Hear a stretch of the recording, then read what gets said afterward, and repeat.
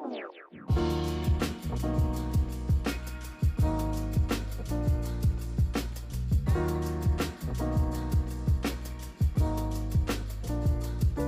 to another episode of GQ Speaks, your go-to platform for insightful conversations, captivating stories, and thought-provoking discussions. GQ is a series of experiences, and we're just making sense of that as we go along. That is what we're doing here, one conversation at a time.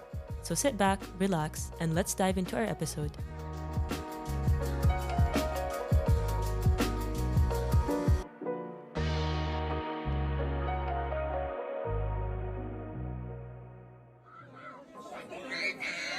عيطش يا زلمه، انت زلمه، كلنا شهداء، كلنا مشاريع شهداء. جماعه جوز استشهد، اشهد ان لا اله الا الله. ما اعرفش مش عارفه هي ليش ربنا اخذها مني. اخويا جابوا زيد علي، يا جمال كان عايز والله. الاولاد وين؟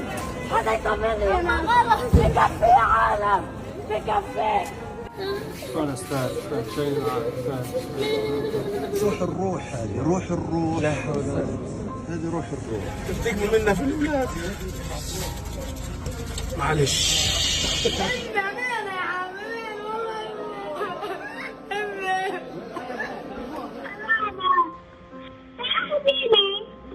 حبيبتي والله لو بإيدي لأجيكي.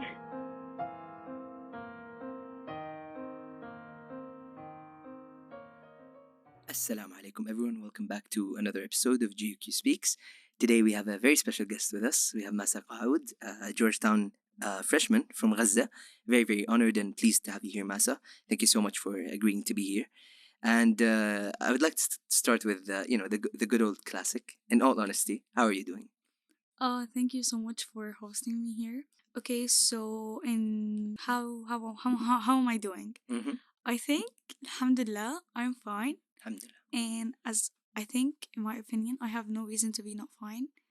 Like, I'm eating, I can go take a shower, I have ceiling above my head, I graduated high school, I'm going to college, which is, I wasn't expected a few months ago.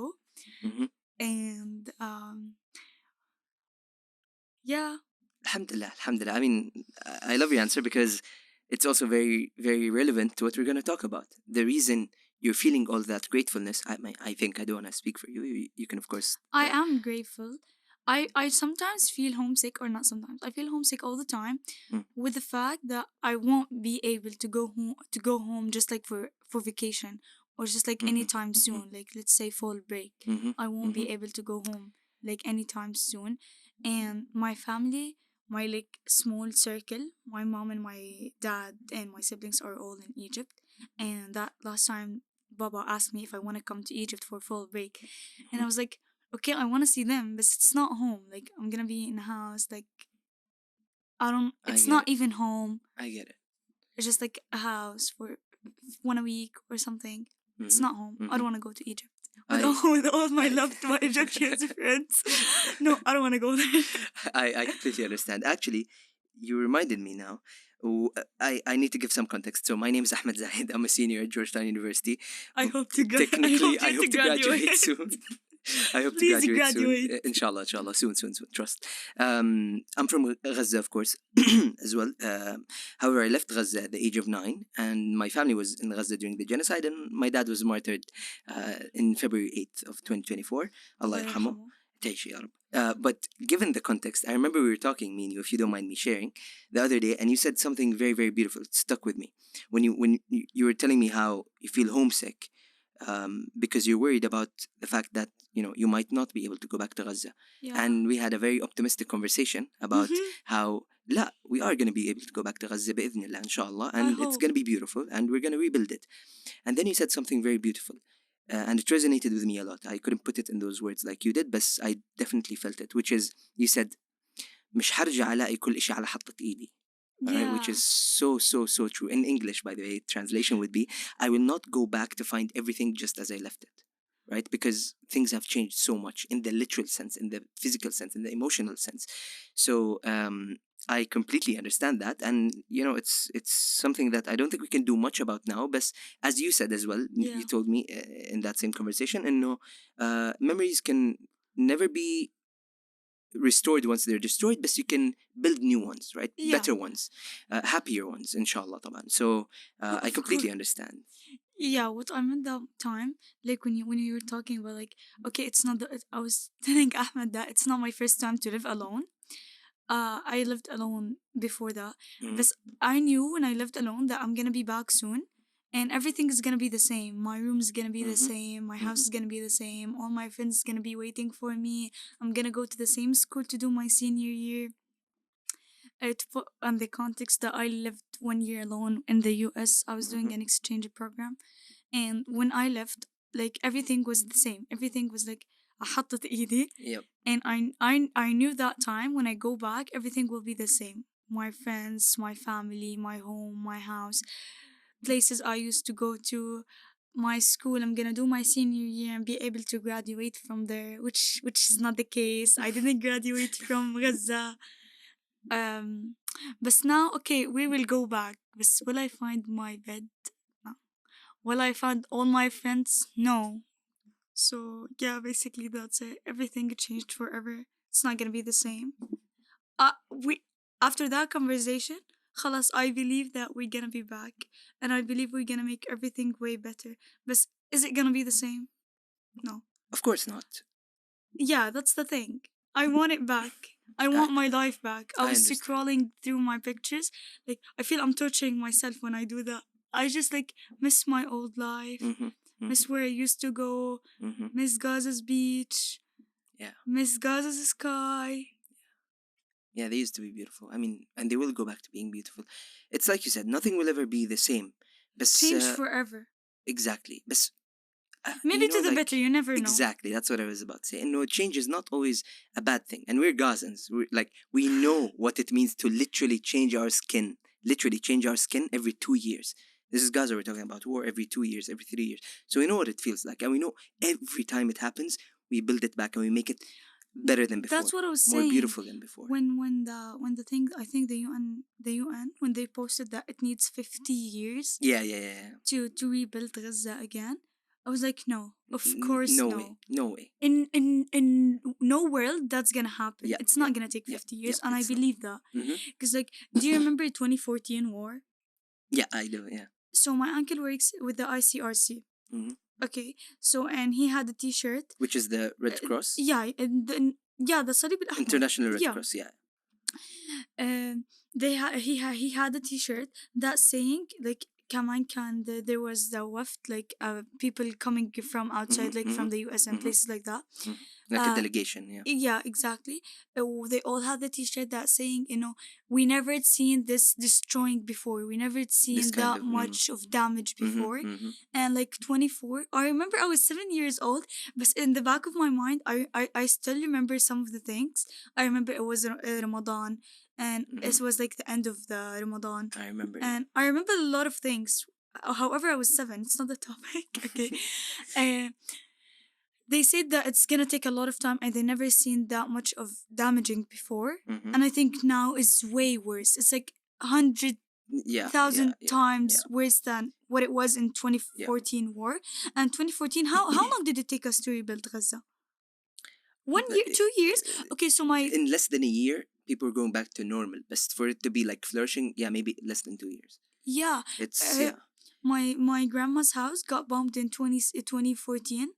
She used to live again in 2017, which is like, it's so nice. It's so nice. I know it's not the same. I know, and I had like some of my childhood memories in her old house because we used to go there every Thursday and every Friday. But now it's not the same. But we had another memories and the new one. You know what I mean? Yeah, of course. And after 2 years, it was rebuilt again. So now I think Gaza will take like max 5 years to be rebuilt again. I said that to someone and they were like, oh no, it's not gonna be the same in 5 years. You're not gonna name drop? No. Okay. No, I believe it's gonna be the same. It's gonna like be rebuilt again in few years. Hopefully. Inshallah. Because like I have friends who still in north of Gaza. which everything they're destroyed. My house and considered. I live in Gaza Strip, which is like the strip itself. It's considered north. Where exactly in the actual city in Gaza, the city of the Gaza. actual Gaza. Mhm. And my house got Well, the bombed. actual Gaza is crazy, but you know, the Gaza Strip, just so people can know, if you can allow me to explain. The Gaza Strip is the strip of land that's 36 kilometers by 6 kilometers, right? 36 sort of length and 6 kilometers wide. However, the name of the Gaza Strip is taken from the city, the central city, the main city, which is called Gaza City. So you live in Gaza City. Yeah. Used to, yeah. Yes, I used to. I'll be back. I'll be back. I'll go again. 100%. Okay. Then I have friends who's still there. And my house got burned, then got bombed. Like it got really burned. The pictures that we saw in the videos, I never been there. So I left my house October 13th, and I never been there again. I saw some videos that like the house is burning, the actual area, all it's burning. But I have friends who still like in North Gaza, but not in the same area. They told me, all the places that got destroyed, people like started to clean their areas, to take all the rubble away, and like some coffee shops started to work again. While we are still the genocide is going on. Can you just imagine how it would be? It's absolutely crazy. It's beautiful. It's just imagine how it would be when the genocide is khalas over. Inshallah, of course. And I think people don't understand. I mean, I think they understand maybe theoretically, but it's gonna sound bad and cynical, but in the best way possible. I sincerely do believe that no one can understand what someone else is feeling unless they've gone through something similar to it. I believe in that. Yeah. So I don't think people understand, like really, really deeply understand how much Gazans are, in the best way possible, starving to live life. How much they love life. Oh yeah. How much they adore life. يعني, if you're able to live, and we're gonna get to that point, which is, what was Gaza like before October 7, all that stuff. But if you were able to live in a besieged Gaza for over 17 years. 17, yeah. For over 17 years. And you made the best out of that. You had restaurants, you had malls, you had cafes. Like people think, Gaza is destruction. Gaza is blockade. Gaza is poverty. Gaza is, all that sort of the darker side of the darker version of human life where everything is struggle. You want to say something? Yeah, no, go ahead. Yeah. And it is a lot of people in Gaza do suffer because of the blockade, because of that. But they still will, and they still have find the will the way to live exactly. life. They still have the will to find the way to live life. And as Muhammad Darwish said, وَنَحْنُ نُحِبُّ الْحَيَاةَ مَا اسْتَطَعْنَا إِلَيْهَا سَبِيلًا. Yeah. وَعَلَى هَذِهِ الْأَرْضِ مَا يَسْتَحِقُّ الْحَيَاةَ. Of course. On this land there is that which deserves to live for, and the other one, وَنَحْنُ نُحِبُّ الْحَيَاةَ مَا اسْتَطَعْنَا إِلَيْهَا سَبِيلًا. I had a we necklace love life that says so long as we can find a way to live it. I had a necklace that says على هذه الأرض ما يستحق الحياة in the shape of the map of Palestine. I left it at home. You'll get a better one, inshallah. Yeah. But yeah, I completely agree. I think people are grossly underestimating Gazans, their will to live life, their love for life, and their will to work. Like these people are waiting for an opportunity to be able to work, to rebuild, to do something. You have to imagine these are people who have been for a year now, almost exactly a year, staying in schools or refugee centers or places, shelters, tents. Hygiene is not existed there. That's a whole other thing as well. It's the small little details of everyday struggles of the people of Gaza. These are people who have been starved of life for all that time. As soon as the floods of the gates of life are open, they're going to be flooded with life. Gaza is going to be so thriving. It's going to be like bustling with life, inshallah, with prosperity, bi'idhnillah. And I do think people are underestimating it. And by the way, just to be clear, I don't think people are underestimating it because they're bad. I think it's just they don't understand how they think. Exactly, they don't understand. I mean, they see the news on TV, they see the destruction. They're like, oh man, these guys are like, as you say, cooked. These guys are destroyed for the rest of their lives. Yeah. I mean, if I wasn't there, I would think the same way. I would think the same way. Yeah. Exactly. I think, for example, we look at places like Syria, like Iraq, like Sudan, and we might think the same thing. Because, I mean, of course, we have a better understanding because we've gone through something remotely similar, But we have the same thing because we don't know the variables on the ground. We don't know what their life is like. Yeah. And do you remember the 2021 war? like a lot of places got Yes, destroyed. We yes, were like yes. in the middle of the school, and then they canceled the rest of the semester. I got so happy for that. Then no, we had to go and do finals again. And wallah, Gaza like took 3 months Mm-hmm. to be the same again. I Yeah, know, yeah. I know it's never been that bad. I know it's never Mm-hmm. been that like that horrible genocide, but I believe it's gonna be way better than before. Exactly, and we also I Because of absolutely our willingness 100%. to Certainly. to go back. I love the hand gestures. I'm sure the people will hear the hand gestures. Yeah, But I we get will you. go back. We will make it way better than before. I 100% agree, and we talked also about the of course the biggest factor in all of this is the Gazans, the people of Gaza and their will to rebuild, to live life Yeah, again, that's to right. go back to normal, which again is another thing. Do we want to go back to normal, or was Gaza normal aslan before October 7? How can we use this opportunity to go back to a better life than before October 7, inshallah? But also a big part of it is also the awareness, right? The world knows about Gaza now. Everyone will want a part of that cake, so to speak. Okay, Everyone but will want to. they know about it what way? Like a trend. Of course, yes, we will talk Can about we that. talk of about course. that? Yeah, we can 100% talk about that. But nonetheless, people know about it, and as I described to you, a lot of people maybe for their own like financial and fiscal gains and benefits, they will want to invest in Gaza.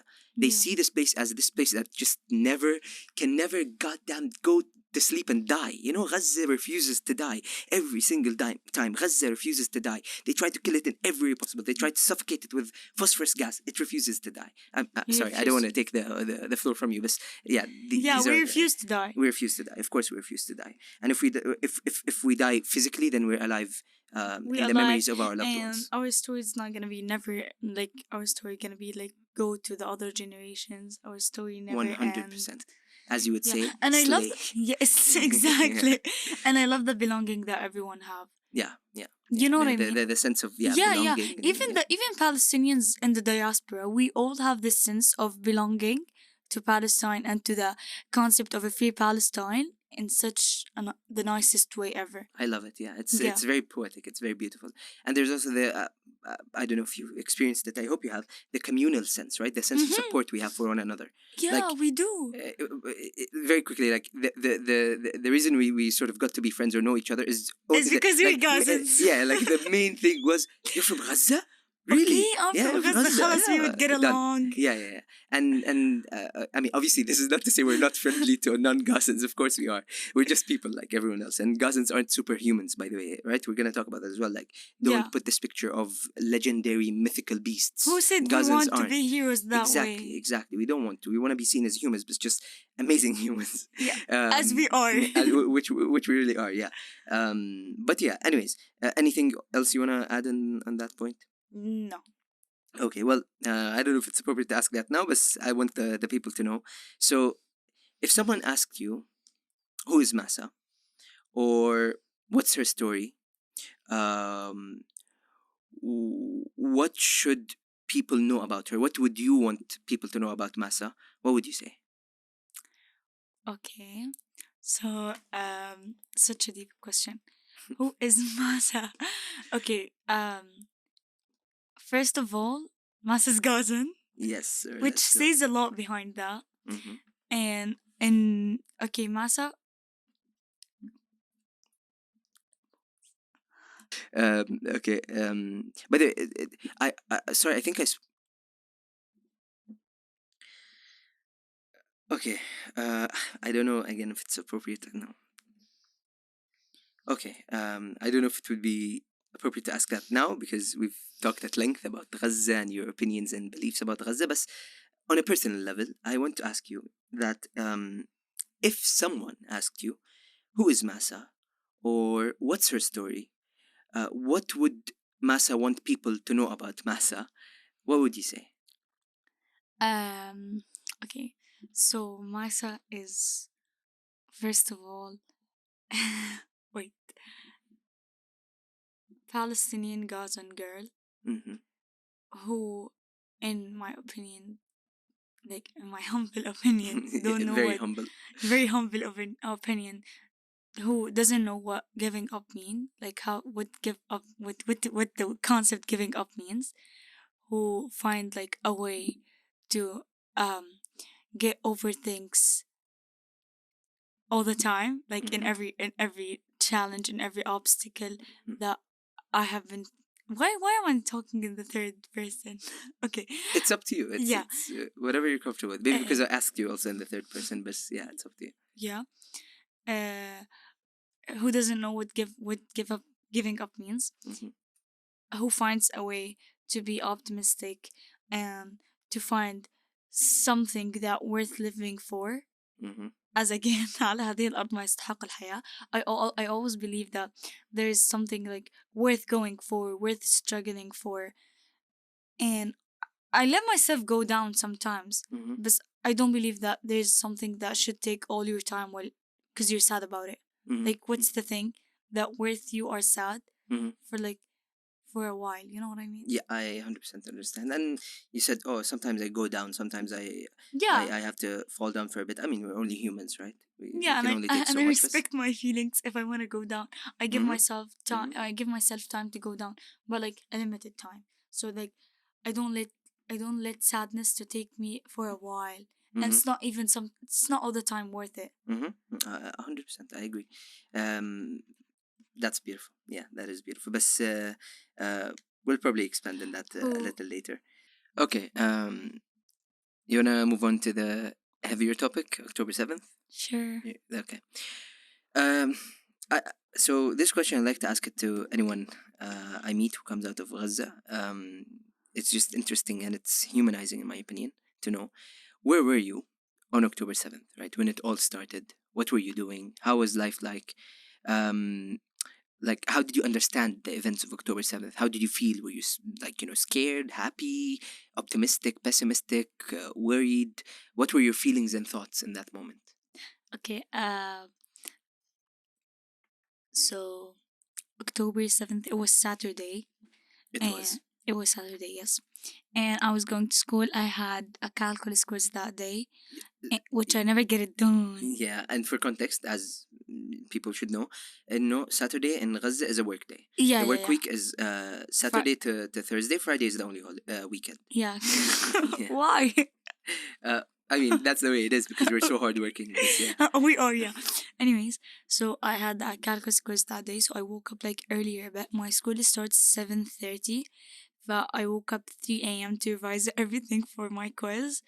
And then my little sister, she's in grade 1. My mom woke her up to go to school and she got ready. But then I dropped her to her driver when he came to take her. Then I was like خلاص all set to go to school. I wore my uniform, everything. I dropped my sister. But then it all started. There was like boom, boom, boom, boom, boom for like good 3, 4, 5 minutes. Yeah. Like in a row. Then wait. Do you remember like around what time of day that was? Yeah, 7:10 a.m. Yeah, 7:10 a.m.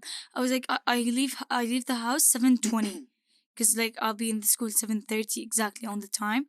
But I didn't go when the bomb started. Baba was in Egypt with my sisters. It was only me, Mama, and my 2 sisters. Just my mom called my sister's driver.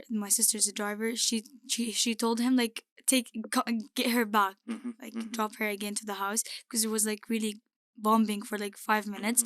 Then I don't know what's the link, but the electricity cut off since like 6. I mean, I think the link is probably it was bombed or something. Yeah. From like 6:30 to like afternoon. We had no electricity that time. Then they posted that there's no school till like another notification, which was worrying. Till like an undetermined date. Yeah, like that was worrying. Why? Like we thought that's just for the day, and that was weird a bit. Okay. Then my school got back from school. خلاص, I texted my friend, "Are you going to school?" She was like, "No, no, there's no school today." And we thought it's just like gonna be for a week or for 2 weeks, the max that it could get. Because just like every other war, exactly. 2 weeks, chill, nothing serious. But then I didn't go to school. I took off my uniform. I just like, oh, do I need to study? Because we're gonna be back to school like in a few days. I have Lissa. Of course, my teacher will make the calculus quiz the day after, so I have to be ready. and yeah, that's it. Then by like afternoon or like 3 p.m. my dad wasn't there. It was like really bombed, and my cousin died the very first day. Allah yarham. Yeah. So mama got like really stressed, so we went to my grandma's house. We stayed there, and they didn't do, and like there was no bombing at like, but the one in 7 a.m. Then till the night, the very night, like 12 a.m. That's the thing that I hate. They are so quiet in the day, and in the night they go crazy. They go really crazy in the night. It's so like why? It's actually a bit scary. Like why do you choose the night? It's like it's a bit like psychopathic in a way. It's It is actually. Yeah. It's crazy how they go crazy in the night. Yeah. I mean, I don't know. There might be some military reasons or whatnot, but that's the thing that, like, people don't understand is behind all of these. I hate night. I hate decisions- night. Yeah. I hate night in Gaza. I hate night while the war going on. Like it's so scary, and you don't know if it's your turn or not. We went to my grandma's house. She lives with my uncle and my cousins, so we all stayed together. We actually, that's the thing. During wars, we sleep in the same area. So if we die, we all die together, and if we live, we all live I together. love how you're saying it smiling, but it's actually a real thing people might not understand, but it's a very real thing. Yeah. We sleep all together in the same place. Like we just like and it was me, my mom, my sisters, my cousins, my grandma. We all stayed. My grandma gets really stressed in the wars. She's still in Gaza. She couldn't make it. Allah يحميها يا رب. Yeah, she's still in Gaza. So she gets really stressed in the wars. She didn't sleep the entire night. I mean, we all didn't sleep because like they bombed really heavy from the very first night, which was bad. Their intention were really bad. Yep. Then Baba came back from Egypt the second day, because like he told us I'm gonna come back. It's gonna be like for a few weeks, and I need all of us to be together. But he came back from Egypt Sunday, which was the second day of the war, October 8th. He was supposed to come by the end of the week, but he made it earlier because we can stay. We can all be together. Yeah. Then he came. We went back to my house. Then my grandma's house, they told all the building and all the area to evacuate this area. So they all came to our house. So we were together again because they were bombing in the north. And I told you, like, Gaza Strip is so close to the north. So it was like really bombing. Let me tell you, there's no electricity at all. There's no internet at all. Do you remember that video? Okay, so there was a video that was published about Gallant, the Israeli guy. Yoav Gallant. Yeah. He was like, okay, we're gonna be like controlled, like a completely besieged Gaza, no food, no water, no fuel, no electricity, nothing. We're gonna treat them like a human animal, like animals, We're not dealing like a with human. human animals, and we will act accordingly. Yeah, that's what he Yeah. said. And by the way, Gallant is the Minister of Defense. Yeah. That's how the video was. I didn't believe it. I was like, what? He cannot do that. Like, of course he wouldn't do that. It won't be that bad. But actually, there was no electricity, no internet. I mean, food was from the supermarkets, but because and wait, okay, and then at night there was no electricity. We opened all the windows. Do you know why we opened all the windows? Yeah. You open them, and not all the way, only slightly, so that the pressure doesn't break them. Yeah, the pressure doesn't break the windows. Yeah, But we at the used to do same, that. we opened the like 5 centimes from each side, so it doesn't break. At the same time, we don't open it all of it, since like we don't get any. Like the shrapnel or whatever, the dust and all that stuff. So it was like at first, like when I sleep at the room, like we had everyone at our house, my uncles, my cousins, everyone at our house. So when I slept at the room inside, it was like the sky will turn into orange, then the house will all shake. Then you will hear all my cousins screaming, all my baby cousins will be screaming. So that's the steps. 1, sky is orange. 2, the house is shaking. It's shaking, like literally, it's shaking so bad. You can feel the bed is moving. Yes. And the third thing is the baby's all screaming. Then October 13th, where we left Gaza, we went to the south. And we made it earlier to be sure, like, because my grandma doesn't walk. To be clear, you left Gaza City and went to the south. South, Strip. Like, based that it's gonna be safe, which wasn't the case at all from the very first day. It wasn't the case. At all. Yeah, basically that's it for how was October 7th or where I was. I never get when my calculus was done, and I never went to school after Don't that. worry, you'll have plenty of calculus quizzes at Georgetown. I never get my quiz done. I never wore my uniform again. I just never been to school again. I never seen my friends at school, like my classmates, since that time. Yeah, I think out of what you said, like obviously my perspective is different because I didn't live it. I sort How of was it for I was you? an onlooker from outside. I mean, I don't take too much of your time, but it was. I'll get to it, but the main two things I picked up, or like two of the things that really hit hard out of what you said, is one, how essential education is to us in Gaza. We build our life around it. Like, how do you remember October 7? October 7, you remember because you didn't go to school, because you missed your calculus quiz, because you were up early to revise for the quiz. Yeah. Our whole life is tailored around education. Education for us is the saving grace, not it is the saving grace, right? Do you know As they that say, Gaza هي is شريان the- حياة، تعليم شريان حياة في غزة. Do you know that Gaza City is the most educated place in the Middle East? One of the most educated in No, the world. it's Literacy rates are one of the highest in the world. Yeah. Yeah. There's no one there. You won't find someone who's not educated. 100%. And also, you know, in Palestine, Tawjihi, right? Grade Yeah, 12. I was Tawjihi. Yeah, you were Tawjihi. Oh, yes. Just to give the listeners context, you were Tawjihi. Tawjihi is grade 12, which is like, you know, the most important year of your high school. And it's a lot of propaganda, and everyone's waiting for you. Like, they are expecting something. What do you mean by propaganda? Like,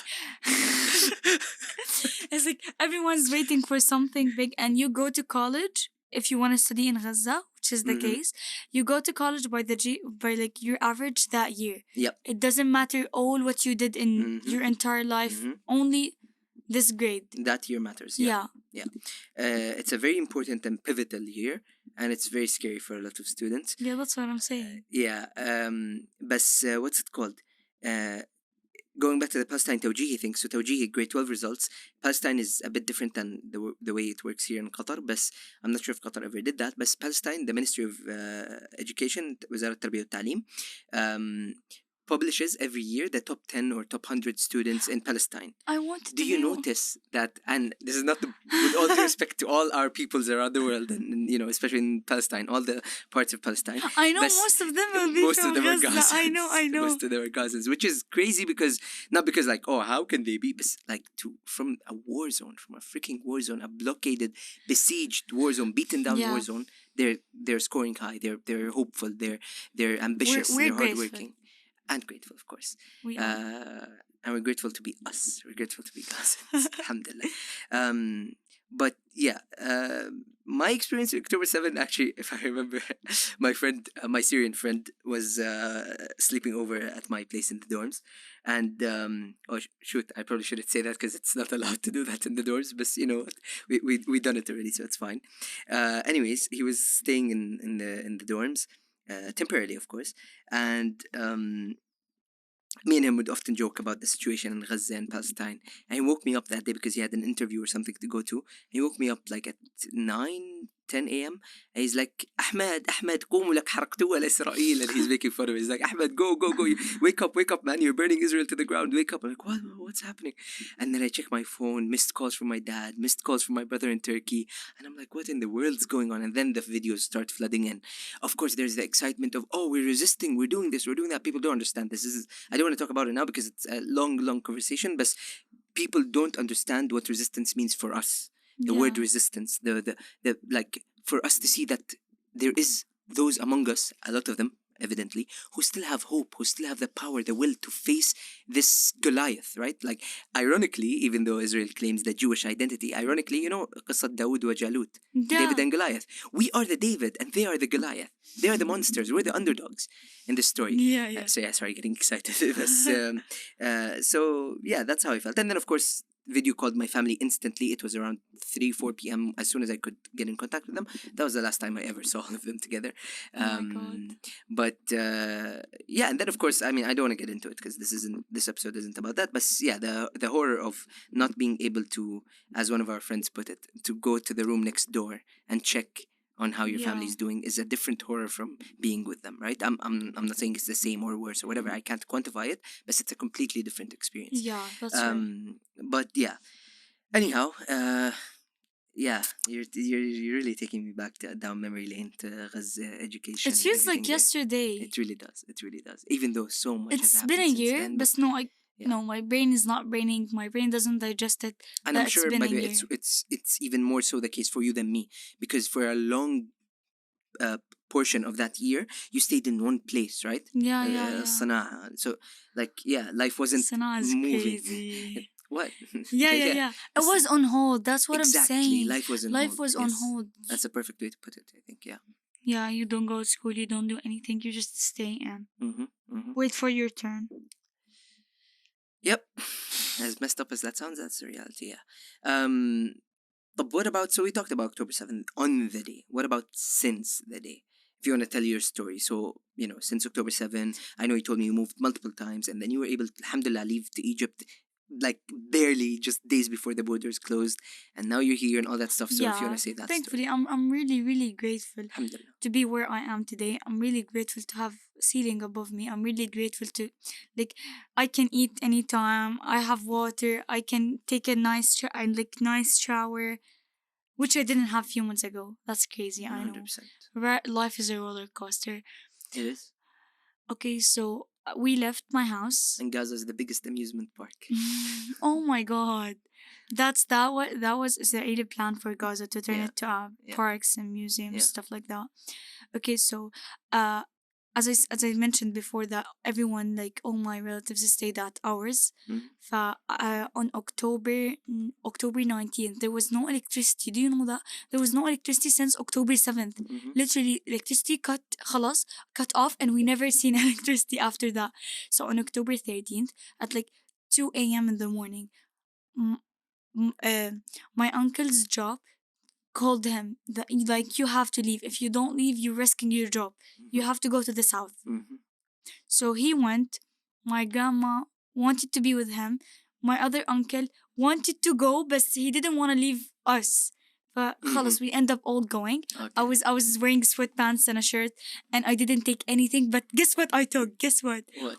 I told you before, my books for my senior year. Because in my mind, it was gonna be for a few weeks, for a month. Then we're gonna go back to school and everything.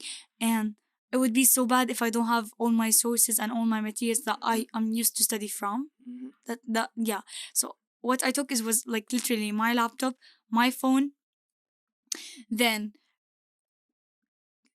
all my books. That's it. That's basically everything I took. I left a lot of things. I left all my clothes. So Mama took another sweatpants for me and another t-shirt. That's it. Man. Because no one expected it to be this way. Yeah, exactly. I thought it's gonna be for a few days, then we're gonna come back. Yeah, and I mean, even the ones who are, into the politics, and they were like, oh, this is such a big strike against Israel. Israel's gonna go bad. Israel's gonna go really tough on Gaza. I thought people were a month maximum. A month, Israel's gonna go crazy, bro. It's gonna be a genocide for a month. I thought and then the first month came. I thought the worst case could be 2 months, because 2014 was 52 days. I remember. Yeah. I thought it's gonna be the worst 2 days, 2 months, and my house gonna get bombed, and then then I'm gonna go back. We're gonna rent somewhere to stay, and for I'm gonna continue my senior year. توجيهي, I'm gonna graduate. It wasn't the expectations at all. At all. Since my uncle wanted to leave, we all lived together. So Mama took Baba took our passports, important documents, not everything, by the way, and clothes, and that's it. That's basically all what we took. I left a lot of things. When Baba came from Egypt, he got me a lot of things that I forgot to take. I just it didn't come to my mind. It was stuff just new. Yeah, man. I didn't take anything. Okay. Then we left on October 13th. We went the beach way, which was the last time. So, Shara Rashid. Yeah. Rashid Street, Yeah, we went from that way. Then that's it. We went to the Sina'a, which is a UN shelter. By the way, it doesn't sound like what it sounds like. UN shelter. It's gonna be a safe place. Building with the rooms and infrastructure. No. We had to stay with Wallah, we were 3,000 300,000 people in one place. Yes. In one place. Can you imagine? It was so bad. We'll try. I know you have some pictures, right? Of the place. We'll try, if possible, to attach some pictures and whatnot so people can see what you're talking about. But it's anything but human conditions. It's anything but human That's conditions. what I was trying to say. Yeah. It was too bad. But I mean, we managed to stay. I hate public bathrooms. I hate that's a suffering of its own. Okay, I hate it so bad. It was maybe the worst thing. Yeah. And then we stayed there from October 13th to just so people get the idea of public bathrooms. So as you mentioned, more than 300,000 people crowded up like ants. It's crazy. So crazy. The crowd did how crowded it gets. How people have to mush up against one another. How sometimes I saw pictures where my family was staying. Sometimes the wall between you and a person you don't know anything about, a person you don't even know the name of, is a piece of cloth. Yeah, right? A blanket. A blanket. The grey one. Yeah. Oh my god. Yeah, I hate the color grey since then, by the way. I cannot see also, it. why are they using grey, man? It should have been blue or yellow or some bright color. It's so depressing. Yeah. It's just so bad. Mm-hmm, mm-hmm. And one type of food, if available, sanitation is messed up. No privacy whatsoever. So guess what? I thought we were gonna be for a few weeks. So we went there on Friday. The war started on Saturday. We went to the shelter Friday.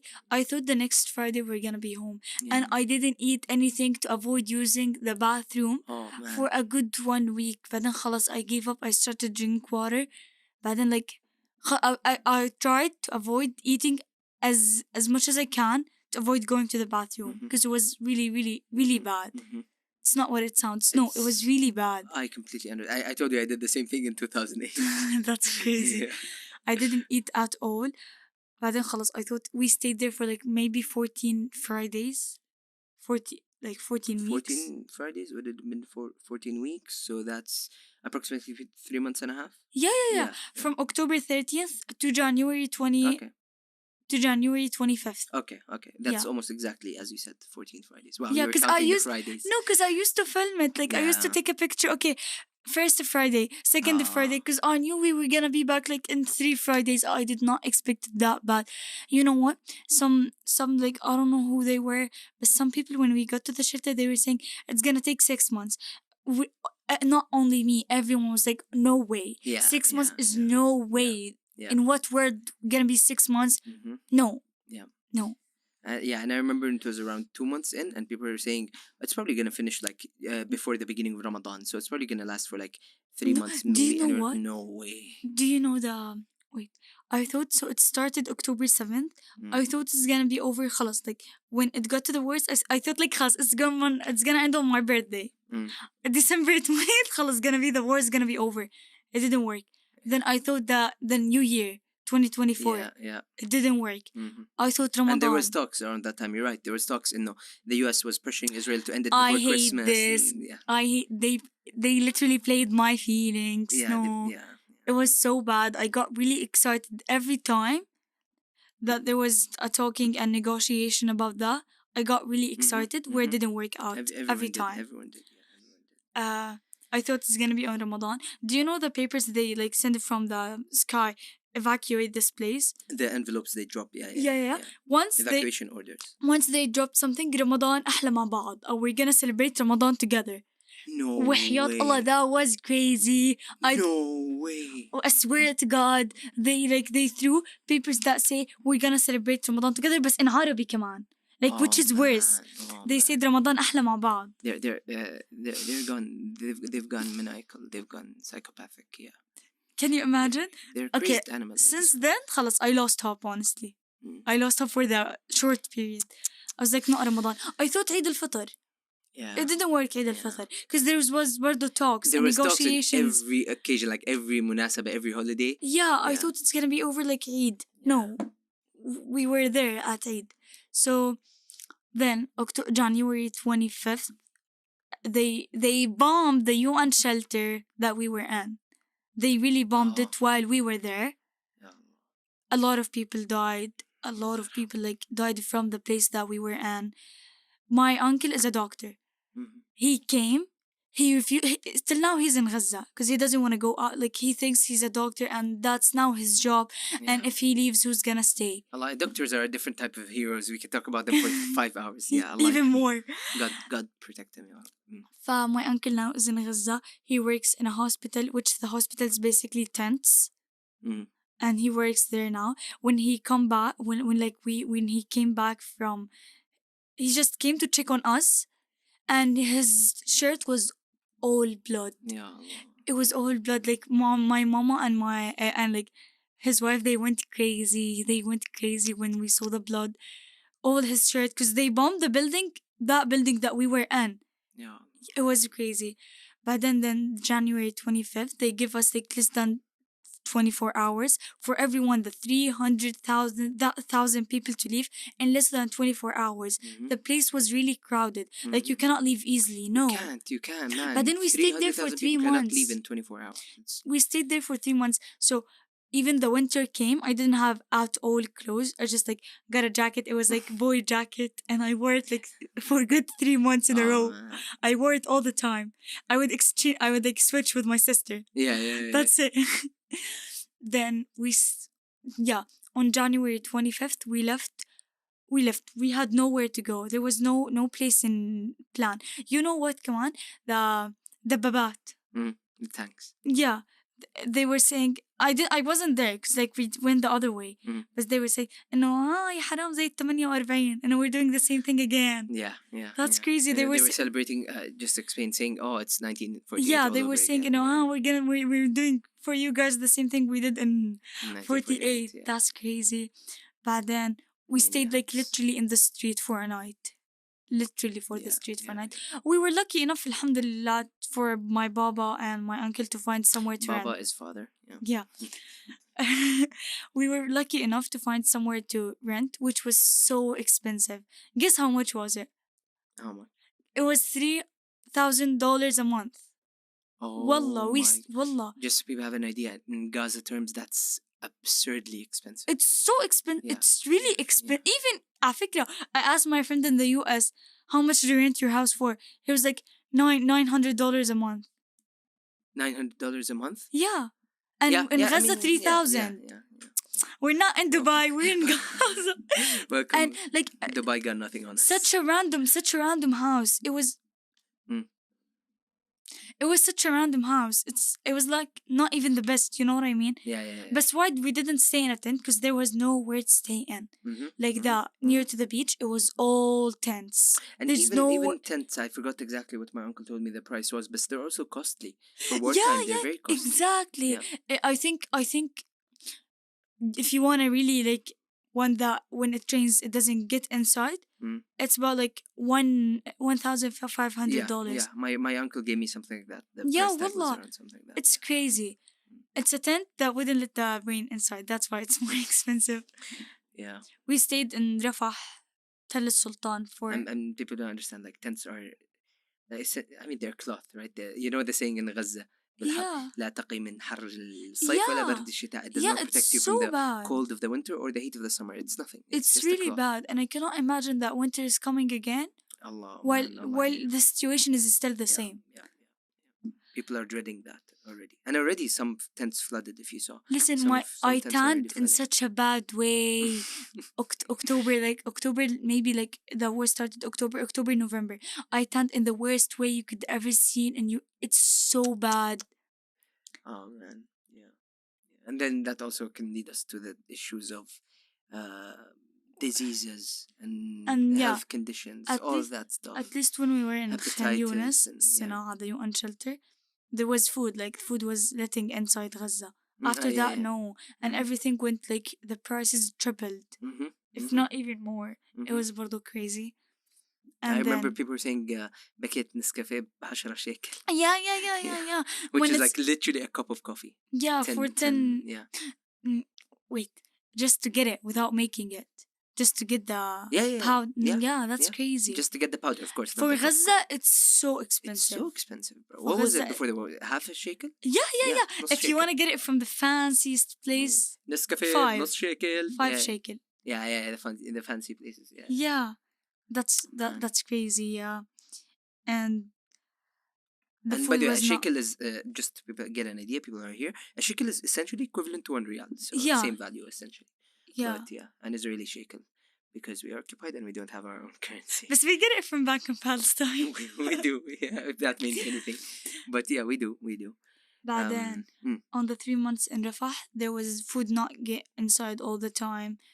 Because my uncle is a doctor, so we used to get the food from World Central Kitchen. But after they bombed the people from the World Central Kitchen, they stopped working. Yeah. Which that was so true. I mean, they're not Gazans. There's They World were- Central Kitchen, so they mean yeah. so much more. That was also ridiculous. The hypocrisy. Do you there remember? was- yeah. It was crazy. But this Yeah. one was crazy.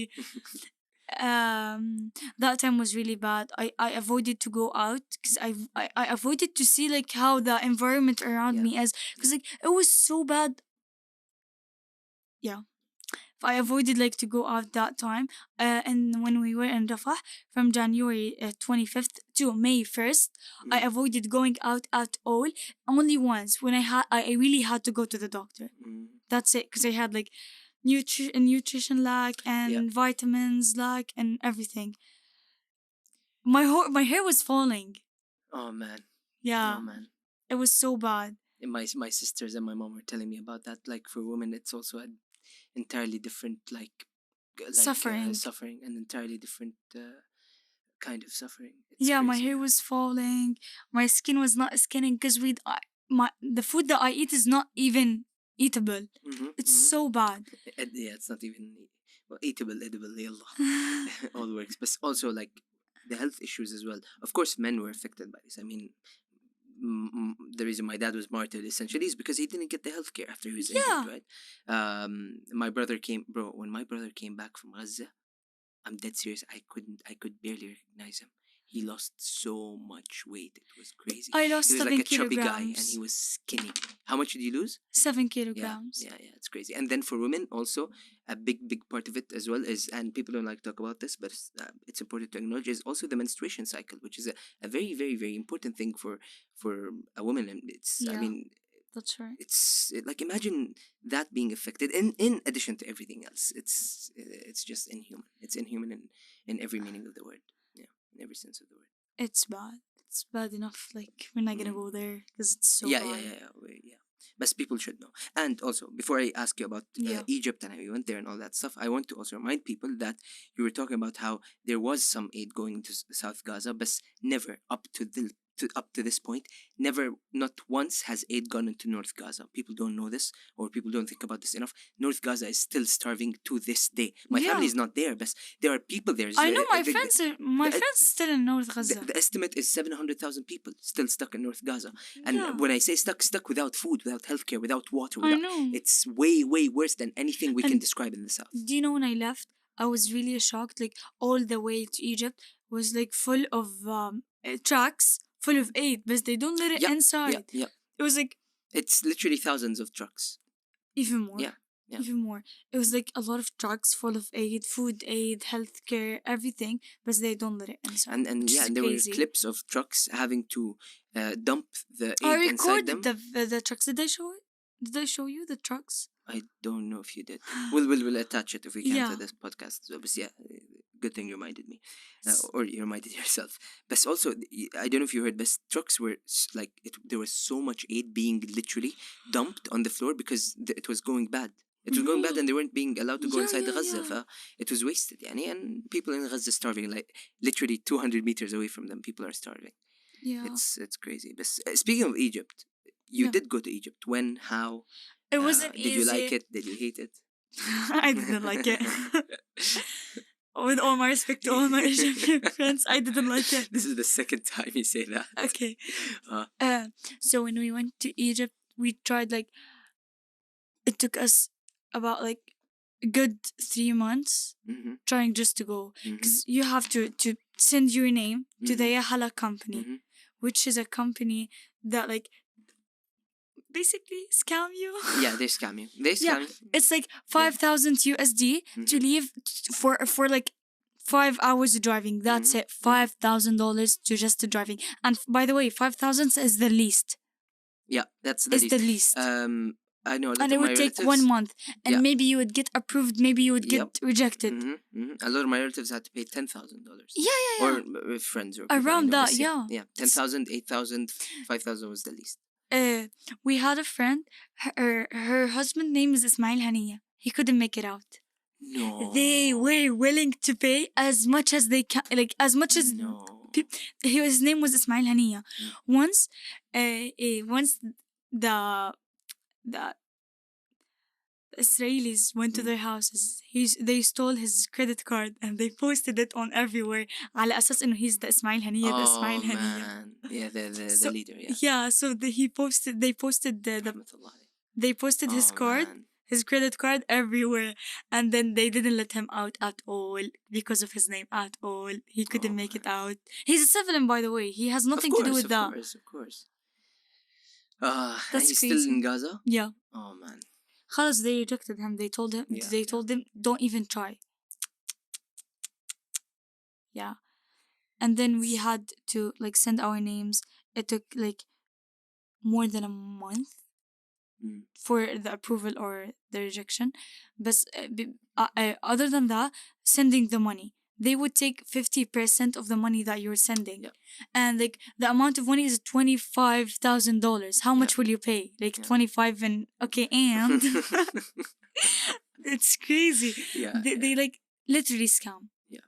You know what it is? It's like يعني Egypt claimed that they will close the borders because if they allow Israel to push Gazans out of Gaza, that means the liquidation, the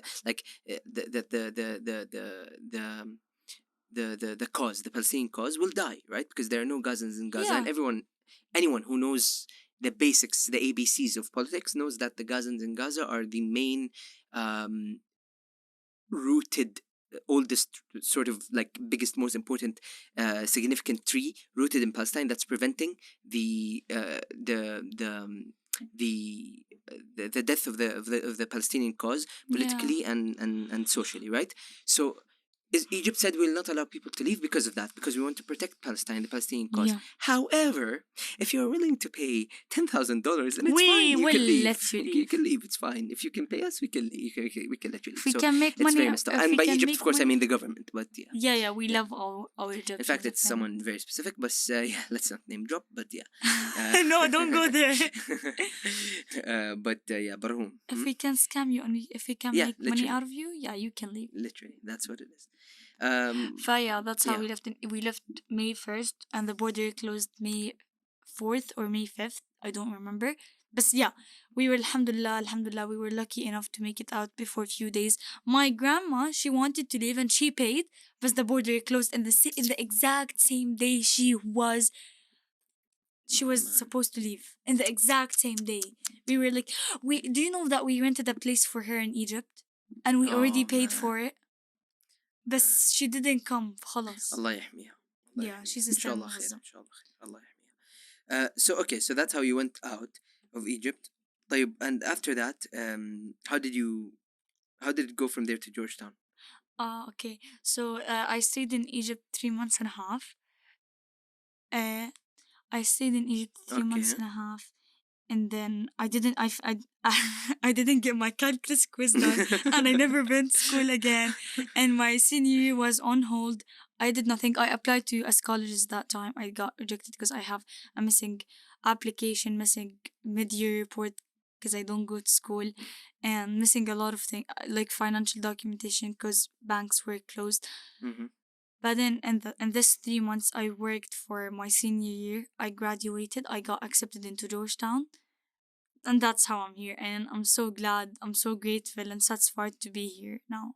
Yeah. Welcome aboard. I hope you do like it so far. I do like it. And there was so much more I want to ask you, but we're already bordering on 1 hour. If you're fine taking it longer, we can. But I would like to ask you a little more about Georgetown, if you'd like, and then we can conclude. Okay. So since you left, or I guess, yeah, maybe perhaps your perspective has changed. Now you've got to see firsthand what the world is like outside Gaza, and Yeah, go ahead. And I'm sure it's a very different perspective.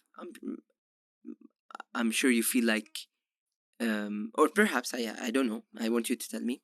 Maybe you do feel like Gaza is isolated a little bit. A little bit. Okay, so It's you do. crazy. Okay. So after coming out of genocide and straight into what might seem in comparison like an entirely different world entirely, do you feel that Gaza is isolated? Do you think the world understands what Gaza is going through? Why? If not, why not? Yes, I do feel that Gaza is isolated like since October 7th. There's no Wi-Fi connection, by the way. Like you barely get some Wi-Fi connection in Gaza. Yeah. So ask me how I got to this conclusion. Like how did I Oh yeah. Yeah. How? I know you have an interesting story. Yeah, please share. Okay, so once since like October 7th, like afternoon, my house lost connection. Mm-hmm. And since that time I never got like good connection again. I use my Wi-Fi connection only to edit my college essays and only to submit applications for college. That's what I used my connection for. It was anyways, it was so bad. Like I was struggling when I opened a website. It was really bad. It's not the topic. Okay. If I never opened like social media for like 4 months in a row, like straight. Once I opened خلصت, I submitted all my college applications, everything is done, and I have some Wi-Fi connection for now. So I opened Instagram Reels after 4 months, and guess what? I saw another videos, new styles, new fashion, new songs, new trends. I was so shocked. Like you found that the world actually went on. Yeah, I thought everything is stopped because not everything's stopped in that way, but I thought we are the main topic, and all what they talking about the genocide that's going on in Gaza. Rightly so, because it is the worst thing happening. Yeah. Now, yeah. But it wasn't the case. I was so shocked to see like new trends, new life things going on. Even Arab, I was so shocked. I was literally so shocked to see like my Arab friends, like let's say in Jordan or like everywhere. Like let's not name places. I think he even mentioned and again with all love for the West Bank, even people in the West Bank, it's weird. Weird. I have friends from like the exchange program where I got to know them. They were literally like posting their lives, like living life. By the way, till now I don't post about my life, even if I'm living. I would never post. I would never come to the point to let my friends in Gaza, who by any chance got to connect Wi-Fi, and instead of them talking to me and catch up with me, no, they see that I'm posting my life. Okay, then what? Okay, then what? You know what I mean? True. So I would never post like I'm living life in front of my friends who's still in Gaza. Yeah. It's not how it works. And I hope that, okay, I know it's the job for some people and we're not going to talk about that. But I was so shocked to see everything is going on and only Gaza and only Gazans' life is on hold. I was literally so shocked by that. That's how that's when I felt believe that, it was Gaza is isolated. Till now, till now. Gaza is isolated from the entire world. You don't know what's going on. You don't know what's happening outside. All what you know, is it my turn or no? That's basically it. Yeah. Allah يكون بعونهم. Okay. And I think part of also you talked about how since you left Gaza, you still I don't know, correct me if I'm wrong, but for me it's not that I avoid it. I just don't even feel like it. You know what I'm saying? Yeah. It doesn't cross my mind to be like, okay, oh man, I'm eating a good meal today. Let me take a picture and post it. Or I'm going out to a good mall or good place today. You mean about posting or just like about realizing the lack that people in Gaza have? What do you mean? Which one? The lack that people in Gaza have, I've definitely seen. I definitely understand it. Do you realize it every day or you don't? What do you don't realize every day? مش don't realize. It's like avoid. Yeah. So you said, for example, I don't. To this day, you don't post things about your life. I don't know. But for me, it's Like, and I think you would agree. It's not that, it's not like, for example, I take the picture and I'm like, oh my god, this looks so good, I'm gonna post it, but I don't want my Gazan people to see it. It's like They don't trust your mind. No, like I don't even بيجيش على بالي. It's not something I want. Because you're used to it. Because you don't know, maybe, correct me if I'm wrong, you don't know what it means if you don't have these things. But you are just used to it. You just... Is that what you mean? لا. For example, like I would often, I go to a good place مثلا, and there's a nice looking scene مثلا, shot like a beach with some buildings in the background, whatever it is, a nice moonlight at night, something like that. And usually I would take a picture and I would post it on my story or whatever, like it's fine. Or like other things, like a cool recipe that I saw, or a cool dish that my friend prepared, right? And where the boys having a meal, and you post it, right? Because it's cool. That's what social media is for. But now, of course, we don't post, right, about that stuff, right? Like things that I think we should not. Of course, we should not. But do you like? My point is, I mean, I don't want to allow this point to take more time than it should. But my point is, يعني بيجينيش نفس أصلاً إنه أسوي post عن هالأشياء. You get my point? Yeah. Like I don't get the urge to post. Yeah. I see your point. You see, like other people, and I understand, of course, like non-Gazans or people who don't know what's going on, and I appreciate that about them. They will want to post, as you said. For some people, it's their job. For some people, they're very used to it, but they have to hold themselves back from posting, right? Because they know it's the wrong thing to do. It's the wrong thing to do. To post is the wrong thing to do, and I really, really appreciate everyone who does that. Really, like I know it sounds silly, but it's a big form of solidarity for us. Yes. But for me, it's not that I have to stop the urge. For me, I don't even think of it. You know what I'm saying? Yeah. Because our mind isn't still up there. here. Our mind is still there. I know, you know what I'm saying? I literally know what you mean. Which is what I wanted to ask about. Which is the challenges of being now مغتربة, someone in the diaspora. Yeah. While you have family and loved ones, of course, undergoing the genocide. Okay, so I thought, honestly, let's be honest about that. I thought it's gonna take me, like, I thought my mind's gonna be like, okay, of course my mind is there all the time. And when I talked to someone about that, she was like, you are trying to avoid it. That doesn't mean that your brain is not there. And I think exactly that's what's going on. I try to avoid it because it's just, stop me from doing my life and from like living my life normally. Like it would stop me from doing my missions at this moment. But me trying to avoid it doesn't mean that my brain is not there. Of course. Because like actually the like deep down in my mind, I'm still there. Of course. My friends are still there. Just like when sometimes I just like when I'm going to my class in the morning and I just like take 1 minute to think about my friend Hala, who we applied to colleges together, and she's still in Gaza, and I had the privilege, thankfully, to leave. Just like Allah. It's so bad. It's so bad to imagine yourself like you're the survivor and they are not. They are not. Survivor's guilt.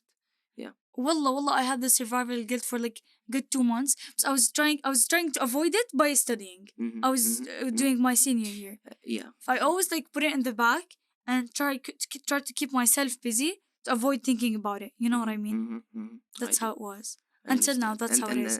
I would text my friend like once a week. Like I would go text all my friends, my uncle, my grandma, everyone, and just like I know they won't respond at this moment. I know not in this week. But if it would take longer than 2 weeks, then I'm worried. Yeah. But 2 weeks, I would like, okay, they don't have internet connection at this moment, but they will be fine, inshallah. Yeah. They are well. They are doing well.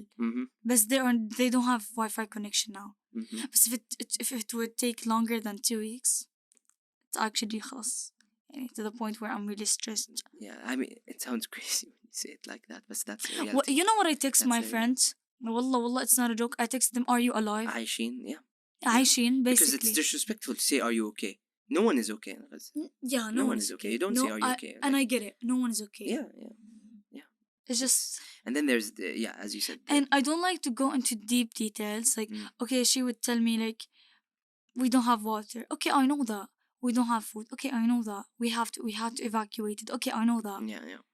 That's a whole other Baba struggle. is tired. Baba's not okay. Okay, I know that. It's just like, خلاص, I avoid talking about that because I'm actually a bit useless. I have nothing to do. Yeah. I cannot do anything. It's hard to not feel like that. Yeah. I cannot do anything. I would say, خلاص, are you alive? She would say, oh, that's the conversation. 2 days, like after 2 days, I would text her the same thing again. Are you alive? She would say, yeah. That's how. If she wanna open a conversation, how's uni treating you? That's it. And I don't like to talk about it at all. Yeah. Because it's just the same as the idea of posting. Yeah. You're posting your life while other people's life on hold. And you want to talk about like how college is treating you, and other people did not even have the chance to graduate from high school. Yeah. I completely agree. And I can relate to a lot of it as well. Yeah. And you feel bad, right? It's like, I'm useless. I cannot do anything. Exactly. I feel bad that I can't go into the details, or it hurts me more even to go into the details. Well, I'm trying to think, what did I want that time? Like, I used to text my sister. That's I like that. That's smart. Yeah, I used to, like, I'm telling my sister who studies in Egypt, but she wasn't with us. I would text her, like, and I feel this and this and this and this. And I would like tell her, I'm now crying. What would she say? Don't worry, everything's gonna be okay. It didn't really change anything, to be honest. I really appreciated that moment. The kind gesture, yes. And I appreciated that she's trying to make me feel better. But did it change anything? Wallah, it didn't. She would tell me everything's gonna be fine. And I know, you know the hadith الشريف اللي هو لو صار إشي في مسلم الله يعني عند الله أهون إنه توقع الكعبة أهون عند الله من إنه لهدم الكعبة حجر أهون عند الله من سفك دم مسلم. One Muslim. Yeah. Can you imagine? To translate, to destroy the Kaaba, the holiest shrine on earth in Islam, to destroy it stone by stone is easier on God, like is less evil, is a lesser evil to God than killing one man, like one or woman. Get him bleed or something. Yeah. Can you imagine how many now? How many Muslims is going through the same thing? I'm not trying to relate it to Muslim because I have like also Christian friends who passed. Of course. There's a religious aspect to this whole thing, but it's not the main. We're not gonna go there. It's not the main topic. It's a human cause before anything. Exactly. It's a human. Yeah, it just like didn't help. Nothing helped at that moment. ومن أحيا نفسا فكأنما أحيا الناس جميعا ومن قتل نفسا فكأنما قتل الناس جميعا ومن أحيا فكأنما أحيا الناس جميعا. He who kills a soul is as if he's killed all souls. Yeah. I don't think that anything would help, honestly. You don't? That was going to be my next question. So what do you think your friend could have done that could have helped when she was texting you? There's nothing. Nothing. Yeah. Fair. You don't feel it unless you're going through the same thing. Yeah. I get you. طب, perhaps on a lighter note, how are you finding I want to talk about your experience at GQ so far. How are you finding, and by the way, before I do that, just so people understand, I'm not going to focus too much on academics because we already talked about it, and I know Masa is, mashallah, one of the brightest students academically. She's really, really talented. She was one of the smartest as well in Gaza. Actually, I know you told me that you were aiming to get الأولى على مستوى القطاع, right? Which is I was. which is like the first, like the highest collective, like cumulative GPA for grade 12. In Gaza, it's way so competitive. Like the first 100 will be in 99. Yeah, you know that. Of course, yeah. I read the list every year. But I was working for that, but it just I never get my calculus. I never did my calculus quiz. I never get it done. I never went to school again. Yeah. So how do I feel about Georgetown community? Yeah. So the question. So more about the Georgetown community in terms of like, are they supportive? Do you feel like they're supportive enough? Do you like how supportive they are? The body of support you have around you. What would you ask to like? Are they maybe educated enough? What would you ask like if you could change something? How would you ask them to change it? How would you ask them to improve? Maybe. I see your point. Okay, so I really, really did not expect that much of support in Georgetown. I wasn't expecting that at all. So basically, to be honest, I wanted to study in the US. But I thankfully I got the chance in Qatar, which is now, I believe it's way nicer. Yeah. Like, I really love how everyone is aware, let's say not everyone, but most likely everyone is pro-Palestinian. Yeah. Do you know how many flags like just around the campus? Yeah, I see. It's so nice. That teddy bear from Sharib. It's so nice. It's like I found like more than 4 or 5 teddy bears in the school. And in the library behind Arwa, the kufiya and the Palestinian. It's so nice. I really like that everyone is like supportive in their own way. Once my professor just called me to her office just to check I'm fine. Oh man. Yeah, just to check I'm not struggling Thank with you my to all these assignments. viewers, by the way. Yeah, we really appreciate all these kind gestures. It I've really made experienced the same thing as my well. month, not Yeah. my day. It really made my month Yeah. that she's caring.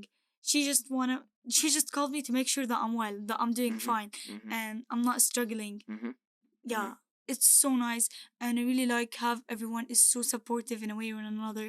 And it's like you said, even though that professor or whoever who called you into the office asking about how you're doing, perhaps you will not save the life of a Gazan you care about, but it means everything to you. It means to know that someone's there caring it about changed you. nothing for my life there. Yeah. But for me now, it changed a lot. Like, okay, I have someone who cares, It like means really so cares. much. It It's means so so much. nice. And I want everyone listening, by the way, to understand how much this means to us. Like, I'm a Palestinian as well, so I usually also get these kinds of questions, but I also get the feeling that people feel powerless, right? Like, maybe they tell you, like, I'm so sorry, I wish I can do more, but I don't know. I feel like it's meaningless. I get It's it not because I meaningless. cannot do anything Exactly, as but well. it's not meaningless. It's not meaningless. It's so beautiful to see the cat of solidarity. I completely agree. And I love Georgetown community so far. I really love it. I do as well, wallah. It's nice. I do as well. It is. God bless all of them. Yeah, as you said, الخير فيما اختاره الله سبحان الله. Yeah, and I really love it. I would not be able to handle with like the American society about this thing. We're not gonna go deep about that. But I would never like, especially now at this moment when the genocide is still going on, I would not be okay with like hearing another opinions or opinions that it's totally different. Okay, so I hear now some opinions that are just so a bit different, and you sometimes say your opinion. It's just like you guys correct each other. That's it. So I would never be able, especially now while everything is going on still, to hear a total different opinion. I can't. For now, I can't. No. فالخير في مختار الله. I really like it, and I think if I knew it would be that way, I would choose it again. Yeah, it's so nice. Same here. 10 times over. Yeah. طب okay, well, yeah, that was nice to hear. I'm happy you're liking it here. So okay, usually I like to end these kinds of episodes with a call to action, if you will. So if you were maybe to end this conversation we've been having, which is a long conversation, but I hope people like it. I hope people enjoy it and find it educational and useful. If you could end it with a message or a call to action, what would that message or call to action be, and who would you direct it to? Okay, so I would say let's keep it that way. Just like not normalizing what's going on. Keep doing what you're doing. What's going on needs to be mentioned every single day. Needs to be like talked about every day, because it's not okay. The genocide, the killing, all these things should not be okay as it should, because it's not okay. That's how it is. Because it's not okay. Not in Gaza, not anywhere else in the world. Not anywhere else. Like, can we just imagine that what's going on in Gaza is going in a state in the US? Oh man. It wouldn't. We're not gonna talk about it. It would not be. No, it would not be for a full year. No one would have allowed it to go this far. Yeah. No one would have allowed it this far. I hope it's over soon. Inshallah, ya Rab. I hope. I'm not worrying about how Gaza will be after, because I know it will be fine. And it will be beautiful again. Inshallah. Yeah, but I hope it will be soon, and like, as soon as possible. Ya Rab. And that's it. And just keep it that way. Just talk about it every day. Boycott. Yes. Do boycott, guys. Yeah, please boycott. Stick to BDS, Talk about it every day. Hopefully it will be over soon. And we understand everyone can be on a different stage. If you're boycotting nothing right now, it's fine. No shame in it. If you don't know about it, or if you haven't started yet, start with one product, start with one brand, with one company, and slowly you can see, and it genuinely does make a difference. It does really make a difference. I believe it does make a difference.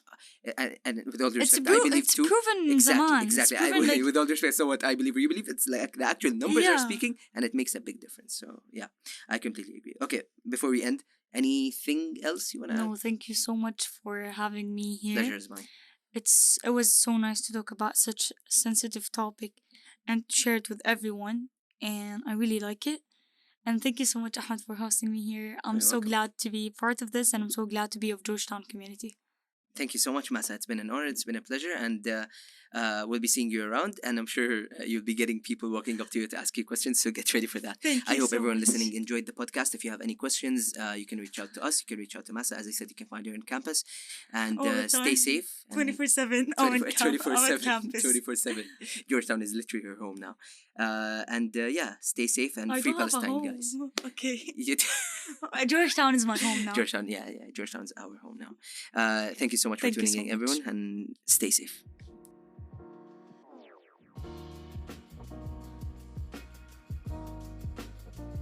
Thank you for tuning in to this episode of GQ Speaks. We hope you've gained valuable insights and inspirations from our conversation today. If you enjoyed this episode, please don't forget to follow us on our Instagram page at GQ_speaks, and be sure to leave a review on Spotify to show your support.